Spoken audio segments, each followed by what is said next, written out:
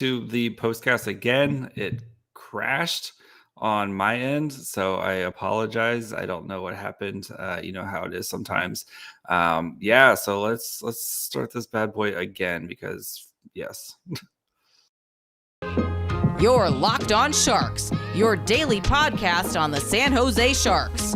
Part of the Locked On Podcast Network, your team every day.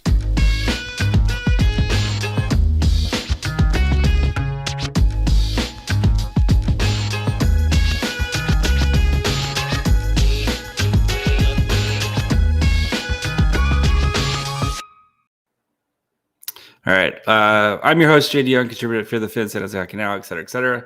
Sharks lost 2-1. Barracuda lost 6-3.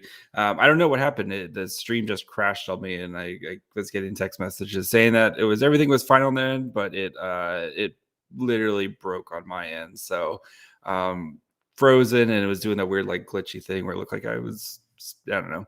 Anyway, so we're back now. I'm gonna retweet out the new thing because yes, sorry if anybody's watching right now, which I don't think anybody is. So yeah, so my bad. I don't know what happened. It crashed. We're back. I'm gonna do this again. So basically James Reimer saved the Sharks, and yeah, if James Reimer tonight was amazing. Was the reason why the Sharks won this, were even close to winning this game. It was good to see him bounce back, especially after a really, really terrible performance on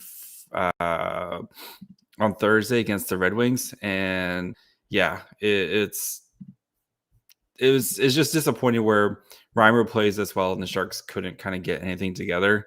And it was all their attacks were kind of off the rush, and there just wasn't a lot of sustained pressure from the Sharks. And the Sharks actually got lucky that the Rangers weren't just blowing them out.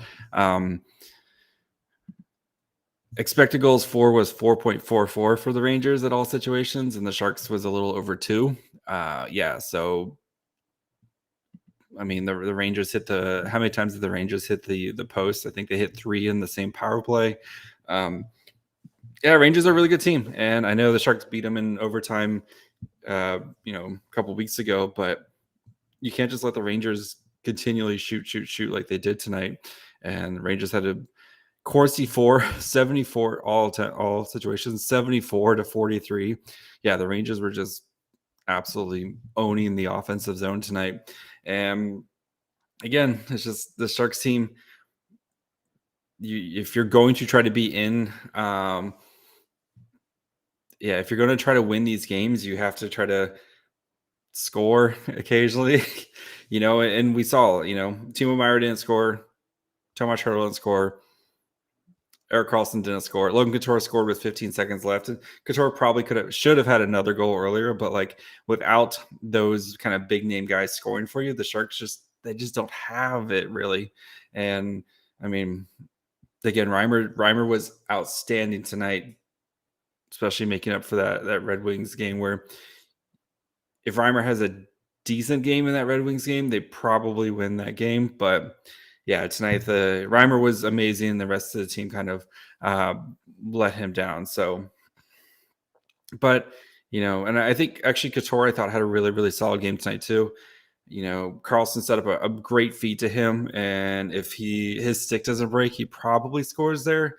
I mean, Shesterkin is a wizard, or I think that's what Corey said. Shesterkin's a wizard, but probably scores there, and then we have a different game where it's the Sharks are winning at that point 1-0, and then they can kind of play their style of game a little bit more. But that's just how it is. I mean, there was a lot of bad puck luck for both teams tonight. And I think a lot of people are gonna be like, well, the Rangers also had they had 3 power plays. Well, yeah, because they were in the offensive zone the whole time. You earn those power plays in your offensive zone by putting the pressure on the other team. So, that's the problem with the Sharks right now, is they cannot kind of have those sustained offensive zone periods. So, yeah. But I mean, Couture was good. I thought Barabanov was good. Barabanov's been really good the past couple weeks here. That's why he was my second Fry of the week this week. But again, we see this. If it's not Hurdle, it's not Timo, it's not Carlson, you score 1 goal. And I mean, Couture's been outstanding this year, but again, it just shows how important those guys are to the team. Where if they're going to win games, it has to be those guys scoring for them, because they just don't have enough talent around them to kind of be in these games, especially when you play these really, really good teams like the Rangers. So let's see. Yeah, my opinion, Reimer despite having lesser games tonight, Reimer was amazing tonight. He was terrible on Thursday, but he was amazing tonight. And you kind of knew, I had a feeling he was going to be really good, especially after his performance on Thursday. Yeah, he was awesome tonight, and he deserved to win. It's kind of crazy that he hasn't won a home game yet this year. But again, the Sharks are really bad, and they're going to continue to lose games. So, I would like to see Kaapo Kähkönen in. You can't just keep trotting out James Reimer. As great as he was tonight, you're going to have more games like you had on Thursday night if you don't get him some rest at some point. So they play the Sens on Monday. The Sens have been off to a really bad start this year, despite all their big offseason. So I think that's a perfect Kaapo Kähkönen game to try to get him back out there and let him see if he can find some confidence against, again, a Sens team that is kind of struggling for the season to start. So, but bro, the Sharks were good from like the moment Joe Thornton got here. So yes, longer than that. 2005 to 20 until the Western Conference run. But yeah, so it would be fun if the Sharks were good, but this is you're paying the tax right now of the Sharks being good for this long. So yeah, unfortunately, that's just how it is right now. So you're paying for those taxes. And if I've said it before a bajillion times, but if the Sharks win in either 2016 or if they go to the Cup when they lost in the Western Conference Finals, we wouldn't care. Because you would just have that cup at some point that you could just be like, oh yeah, we won the Cup. It doesn't matter that you're rebuilding now and you have bad contracts on stuff. It doesn't matter because you won the Cup. So, it was, for the Sharks tonight. I mean, I think, like I said, they got outplayed by the Rangers by pretty significantly, and they did have a lot of good quality shots. They didn't have a lot of shots, but they were taking a lot of good shots up, up in front of the net. But it's just, you have to capitalize on that. So, yeah. Stephen E. Passing needs work, lots of turnovers. I mean, the Rangers are really good. They get paid to play hockey too, and especially how aggressive their forecheck is. Gallant, that was kind of his thing with Vegas, right? Was a super aggressive forechecking, and they're going to put a lot of pressure on your defensemen to make passes that are crisp and clean to try to get you out of the zone. And the Rangers kind of run that same thing of, especially when you have guys like Panarin and Zibanejad and all, their plethora of amazing forwards. They put a lot of pressure on your guys to have to make the right play and to do it under pressure. It's almost like the Sharks penalty kill, right? That's what makes their penalty kill so good, is they put a lot of pressure on the forwards to try to make a play quickly. And even though you have numbers, it's still tough to, when you have a forward bearing down, Matt Nieder or Logan Couture is bearing down on you and you have to try to make a play. That's what the Rangers do really well. And they have a lot of talented players. And that's the empty net goal. That was because they were creating pressure. Even though the Sharks had numbers, they were creating pressure and making them to try to make a play quickly instead of kind of letting the Sharks set up. That's what they do. So, yes. AJ Lore, I think currently the Sharks have an energy problem. We have a power play at the start of the second, but no action. A few failed starts, plays, and then nothing. They just have a talent problem. That's their problem. They just don't have enough talented players. I mean, yeah, sorry. They lack talent. I don't. Yeah, they didn't really do much with the an energy or whatever you want to say there, but like they just lack talented players. And when you have to rely on basically three guys to do everything for you, they can't do it every night, right? And as great as Erik Karlsson has been this season, and Tomas Hertl and Timo Meier after slow starts have really turned it on. Again, they just kind of lack talent. So that's good teams like the Rangers, right? If Panarin or Zibanejad aren't playing well, you still have like Kaapo Kähkönen and Alexei Lafreniere, who are first overall picks, who can kind of help pick up the slack, right? You have Adam Fox, who's an amazing player. And then you have Shesterkin. If everything fails right, you have Shesterkin, right? That's kind of the Sharks' problem, right? Is you have some really great players and Hertl and Timo and Karlsson and Couture's been playing well, but like after that, it's just like Barabanov's been playing really awesome, but like, yeah. So, yeah. When are we going to see 72 and 17? Who knows? Who knows at this point? Eklund scored tonight, which was awesome. Nice spinny goal, but I think they're just going to let him sit in the. My original thought was Christmas, right? And I don't know. I think they're going to be very, very, very, very patient with them, and let them go play on the Barracuda. It's not like it's not like anybody in the Barracuda is lighting it up right now. So I'll talk about the Barracuda game here in a little bit, but like,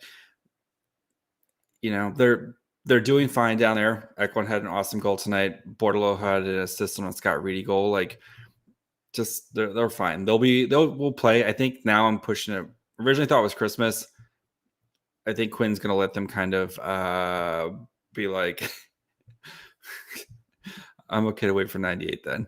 Yes, I think trade deadline, right? Because I know the Sharks have been playing better lately, but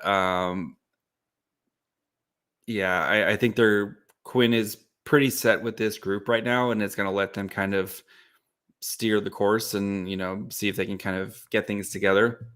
But you assume Benito is probably going to be gone. You assume that Matt Nieto is going to be gone. There's 2 forward spots right there. If somebody wants Svechnikov, who's also on the last year of the deal, all that, like, whoever you want on the forwards, you can take. If Timo Meier wants out, they'll get to play at the after the trade deadline. So, but yeah, let them play down there. They're doing fine. They're Eklund played 1,000 penalty minutes tonight, so penalty kill minutes. So that's good for him. So Sturm hit was bad. I mean, they're ever since the Pavelski, they're really, really, really hesitant on giving 5-minute majors out, and but it was bad. And there was Rangers fans in my mentions who were just like, no, that was a clean hit. It was shoulder to shoulder. It was like, no, dude, he like hit him straight in the back and his face went into the glass. That was a dirty hit. Like Carpenter like Sturm didn't, like, there's no way for Sturm to see him coming and kind of protect himself there. So yeah, that was bad. So chances that EK65 gets traded, he's not getting traded. Like, it's I know it's really fun to think about, like, the what ifs. One, he's really happy. Him and his family seems really happy in San Jose. He seems really happy in San Jose. 2, he has a no movement clause. So I wrote about this on Fear the Fin.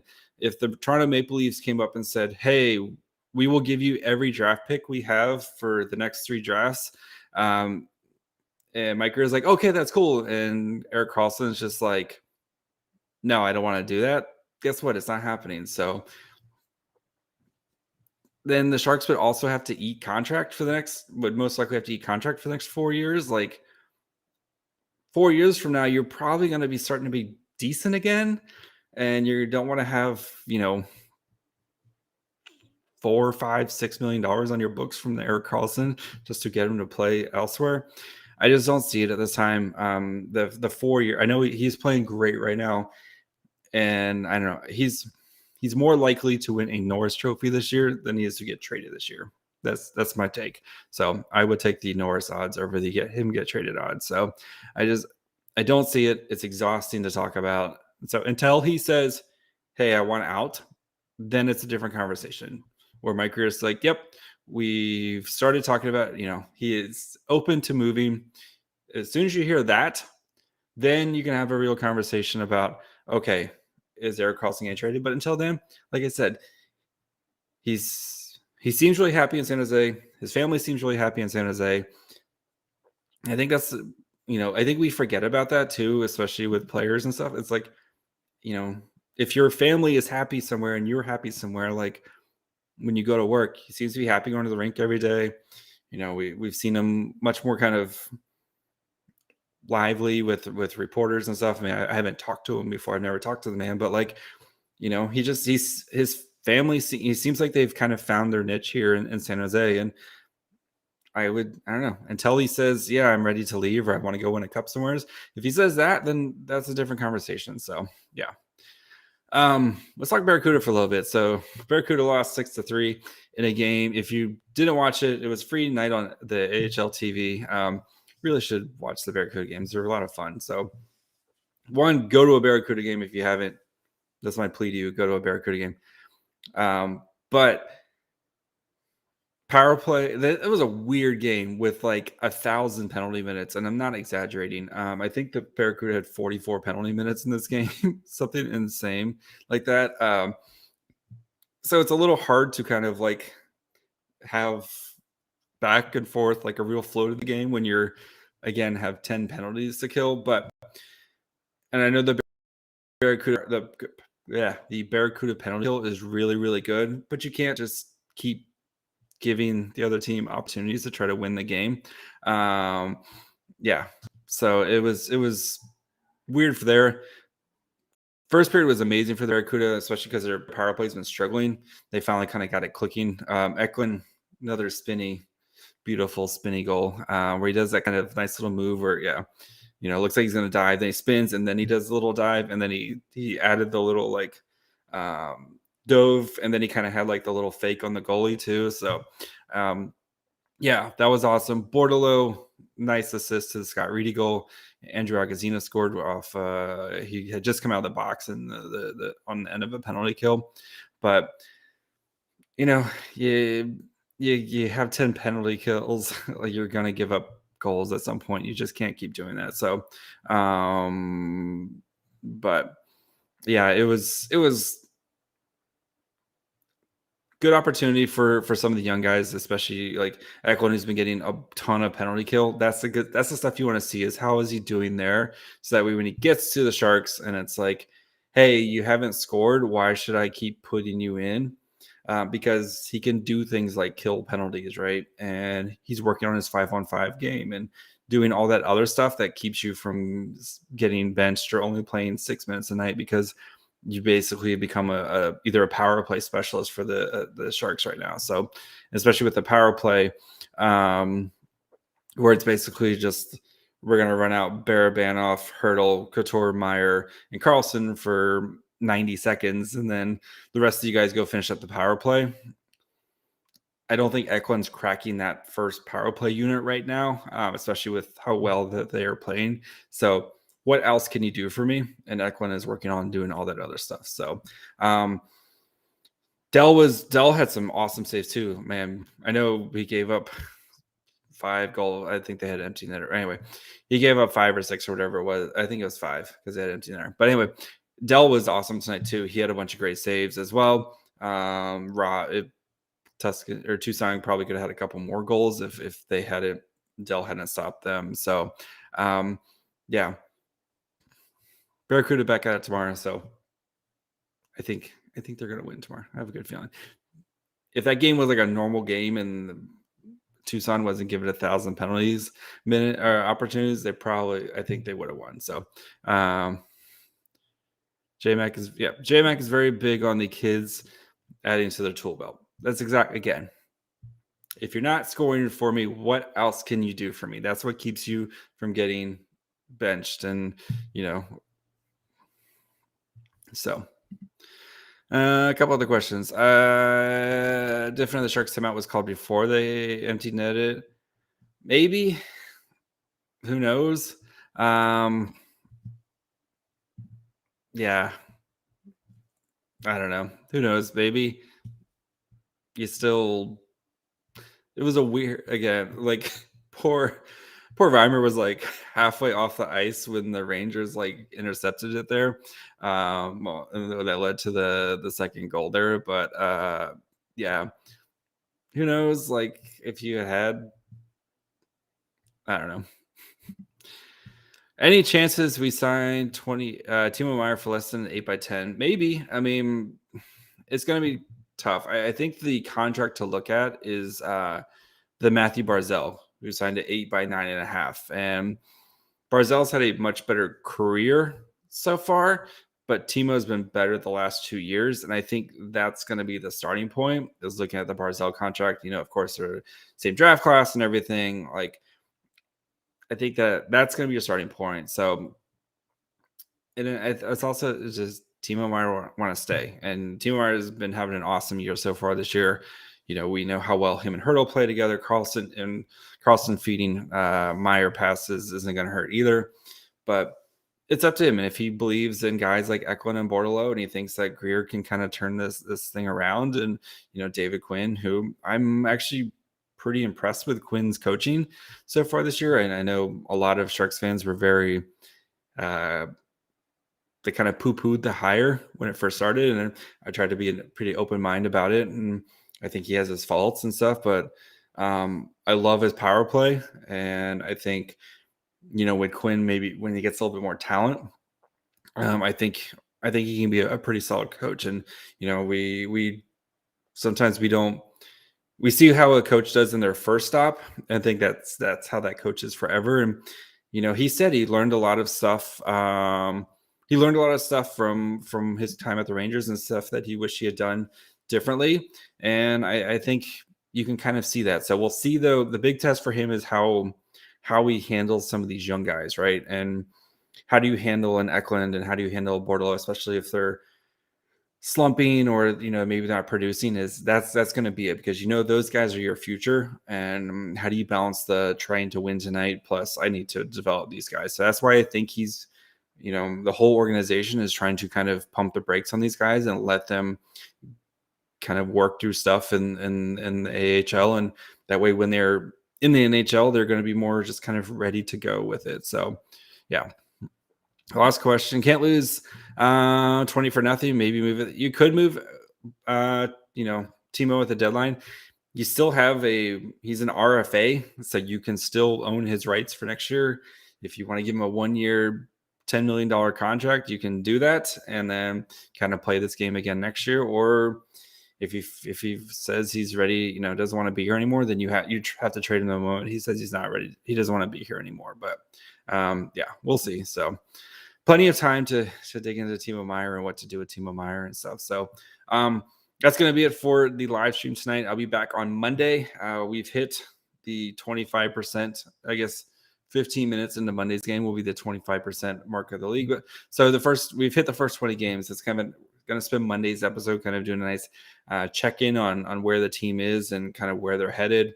Gonna dig for some nice kind of rolling stats and kind of seeing how the team is, and look at some guys who've maybe overperformed and underperformed and all that fun stuff. So make sure you guys are back for Monday. And then, they play the Sens on Monday, so that'll be fun as well. So until then, bye, friends.